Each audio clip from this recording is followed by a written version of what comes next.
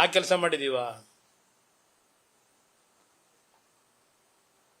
ಏನ್ ನಯ, ಏನು ವಿನೀತ್, ಬಾ ಬಾ ಬಾ, ಎಷ್ಟು ಇವತ್ತು ಮಾತಾಡ್ಬೇಕಾದ್ರೆ ಏನ್ ಗೌರವ. ಅಣ್ಣಾಜಿ, ಅಪ್ಪಾಜಿ, ಹೈ, ನಾನ್ ಕಾಣದೇ ಇರೋದ ಇವೆಲ್ಲ brother. Sir, Bidadi industrial town ಮಾಡಿದ್ದು ನೀವು, ಆದ್ರೆ ಈ ನೀವು ಇಂಡಸ್ಟ್ರಿ ಟೌನ್ ಮಾಡುವಾಗ ಬ್ರದರ್ ಯಾವ್ದನ್ನ ಬಿಡದಿ ಇಂಡಸ್ಟ್ರಿಯಲ್ ಟೌನ್ ಮಾಡಿದ್ದು ನಿಮ್ ಕಾಲದಲ್ಲಿ? ಒಂದ್ ನಿಮಿಷ, ನನ್ನ ಕಾಲದಲ್ಲಿ ಮಾಡಿದ್ದಲ್ಲ ಧರ್ಮ್ ಸಿಂಗ್. ಒಂದ್ ನಿಮಿಷ, ಆರೋಹಳ್ಳಿಗೂ ಕೇತುಗನಹಳ್ಳಿಗೂ ಸಂಬಂಧ ಏನು?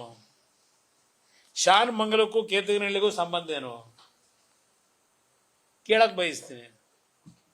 ನೀವ್ ಎಲ್ಲಿಗೆ ಬೇಕಾದ್ರೂ ಸಂಬಂಧ ಬೆಳೆಸ್ತೀರಿ, ಯಾವ ಲ್ಯಾಂಡ್ ಬೇಕಾದ್ರೆ ಏನ್ ಬೇಕಾದ್ರೂ ಮಾಡ್ತೀರಿ ನೀವು. ನಾನು ಹಂಗೆ ಮಾಡೋಕ್ಕಾಗಲ್ವಲ್ಲ. ಹಾರೋಹಳ್ಳಿ ಹತ್ರ, ಶಾನ್ ಮಂಗಲದ ಹತ್ರ ನೋಟಿಫೈ ಮಾಡಿದ್ದು ಇಂಡಸ್ಟ್ರಿಯಲ್ಗೆ ಸಿಂಧ್ಯಾ ಅವರು ಕೈಗಾರಿಕಾ ಮಂತ್ರಿಗಳು, ಧರ್ಮ್ ಸಿಂಗ್ ಮುಖ್ಯಮಂತ್ರಿ. ಸ್ವಲ್ಪ ರೆಕಾರ್ಡ್ ತಗೊಂಡು ನೋಡಕ್ಕೆ ಹೇಳಿ, ಆರೋಹಳ್ಳಿಲಿ ನಾನಿದ್ದ ಮುಖ್ಯಮಂತ್ರಿ ಅಂತ ಹೇಳಿ. ಆಮೇಲೆ ಕೆಲವು ರೈತರಿಗೆ ನಾನೇ ಆರೋಹಳ್ಳಿ ಭಾಗದಲ್ಲಿ ಭೂಮಿ ಕೊಡಬೇಡಿ, ಮಿನಿಮಮ್ 50 ಲಕ್ಷ ಕೊಡೋವರೆಗೂ ಕೊಡಬಾರ್ದು ಅಂತ ಹೇಳಿ ಭೂಮಿ ಕೊಡಬೇಕು ಅಂತ ಹೊರಟವ್ರಿಗೆ ರೇಟ್ನ ಜಾಸ್ತಿ ಮಾಡಿಸ್ಕೊಟ್ಟ ನಾನು ರೈತರ ಪರವಾಗಿ. ಅವತ್ತೂ ನೀವೆಲ್ಲಿದ್ದಪ್ಪ ರೇಟ್ ಫಿಕ್ಸ್ ಮಾಡಬೇಕಾರಲ್ಲಿ?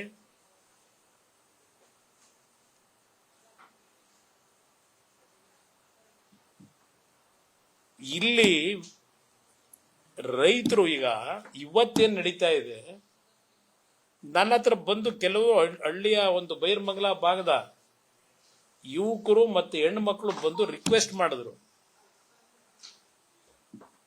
ಈ ತರ ಆಗ್ಬಿಟ್ಟಿದೆ ಅಣ್ಣ, ನಾವು ಕೊಡಕ್ ತಯಾರಾಗಿಲ್ಲ, ಚೆನ್ನಾಗಿ ಬದುಕ್ತಾ ಇದೀವಿ, ನೀವು ಸೈಲೆಂಟ್ ಆಗಿದ್ರೆ ಹಾಗೆ, ನಮ್ಮ ಪರವಾಗಿ ಧ್ವನಿ ಎತ್ತಬೇಕು ಅಂತ ಬಂದು ಕೇಳಿದ್ರು.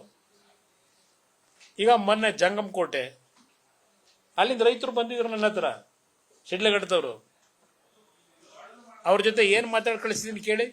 ಶಿಡ್ಲಘಟ್ಟದಲ್ಲಿ ರೈತರಿಗೆ ಚನ್ನರಾಯಪಟ್ಟಣದಲ್ಲಿ ಗಲಾಟೆ ಮಾಡ್ತಿರೋ ಸಾವಿರಾರು ದಿನಗಳು 2 ಸಲ ಅಲ್ಲೂ ಹೋಗಿದ್ದೀನಿ ರೈತರ ಪರವಾಗಿ.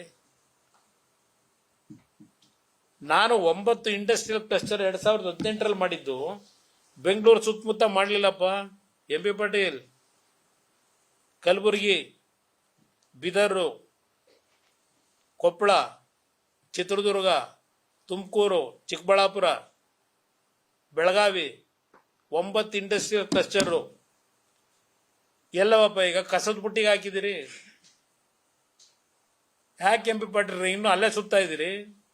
ಬೆಂಗಳೂರು ಸುತ್ತಾನೆಯ ನೀವು ಎಲ್ಲ ಇಂಡಸ್ಟ್ರಿಗಳು ಎಲ್ಲ ರಾಜ್ಯದಾದ್ಯಂತ ವಿಸ್ತರಣೆ ಮಾಡೋರು ನೀವು ಅಲ್ವಾ? ಯಾರನ್ನ ಇಟ್ಕೊಂಡಿದ್ದೀರಿ ವಸೂಲಿಗೆ?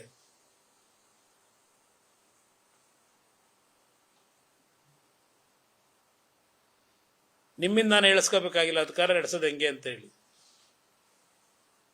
ಆ ರೈತರು ನನ್ನ ಹತ್ರ ಬಂದ್ರು, ನಮ್ಮ ಪರ ಧ್ವನಿ ಎತ್ತಬೇಕು ಅಂತ ಹೇಳಿದ್ರು, ಧ್ವನಿ ಎತ್ತಿದ್ದೀನಿ. ದಿನ ರಾಜಕೀಯ ಮಾಡೋ ನನಗೇನು ಬೇರೆ ಕೆಲಸ ಇಲ್ವಾ ಅಲ್ಲಿ?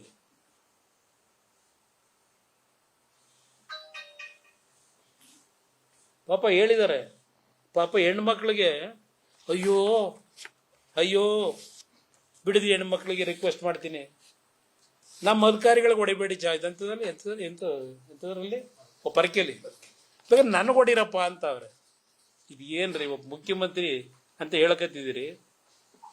ಪಾಪ ಮುಖ್ಯಮಂತ್ರಿ ಬಾಯಲ್ಲಿ ಬರ ಮಾತಾ ಇದು, ಬಂದು ನನಗ್ ಬೇಕಾದ್ರೆ ಪರಕೆಲ್ ಹೊಡಿಲಿ ಅಂತ. ಹೋಗ್ಲಿ, ಯಾರಾದ್ರೂ ಆ ತರ ಹೇಳ್ತಕ್ಕಂಥದ್ದು. ಒಬ್ಬ ಸಾಮಾನ್ಯ ಕನಿಷ್ಠ ಜ್ಞಾನ ಇಲ್ದೇ ಇರೋನು ಹೇಳ್ತಾನ, ಬಾರಪ್ಪ ಪರಕೆ ತಗೊಂಬಂದು ಹೊಡಿ ಅಂತ ಹೇಳಿ. ಇದೇನು ನಮ್ಮ ರಾಜ್ಯದ ದುರ್ಗತಿ ಎಲ್ಲಿಗೆ ಬಂತು? ಚಪ್ಪಲಿ ಅಲ್ಲಪ್ಪ, ಅಯ್ಯೋ ಪರಕೆಯಲ್ಲಿ ನನಗೆ ಹೊಡಿರಿ, ಕಲ್ಲು ಹೊಡಿರಿ. ಪಾಪ ಅಪ್ಪಾಜಿ ಅವ್ರನ್ನ ಕೇಳಿದ್ರೆ ಗಾಂಧಿ ಪ್ರತಿಮೆ ಜ್ಞಾಪಕ ಬರಲಿಲ್ವಾ? ಈಗ ಬಂದಿದ್ಯಾ ಜ್ಞಾಪಕಕ್ಕೆ ಅಂತ. ದೇವೇಗೌಡರು ಅವ್ರ ಜೀವನ ಎಲ್ಲ ನೈಸ್ ಕಂಪನಿ, ಒಂದು ರೋಡ್ ಆಗಬೇಕು ಅಂತ ಆಸೆ ಪಟ್ಟವರು ಬೆಂಗಳೂರು ಮೈಸೂರು ಆಕ್ಸಿಡೆಂಟ್ಗಳಾಗಿ ಜನ ಸಾಯ್ತಾರಲ್ಲ ಅಂತ ಹೇಳಿ ಡೆಲ್ಲಿಗೆ ಬಂದ್ರೆ ಅವರು ಆಮೇಲೆ ಏನೇನು ಮಾಡ್ಕೊಂಡ್ ಬಂದ್ರಪ್ಪ.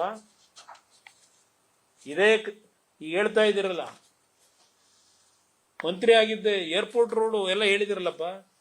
ಅವತ್ತು ನೈಸ್ ಕಂಪ್ನಿ ಅವನಿಗೆ ಏನ್ ಅಗ್ರಿಮೆಂಟ್ ಮಾಡಿಕೊಟ್ರಿ? ಆಮೇಲೆ ಏನಾದ್ರು ಡಿಸ್ಪ್ಯೂಟ್ ಬಂದ್ರೆ ಲಂಡನ್ ಕೋರ್ಟ್ ಅಂತೆ. ನಾವು ಮಾಡಿದ್ವ ಲಂಡನ್ ಕೋರ್ಟಿಗೆ?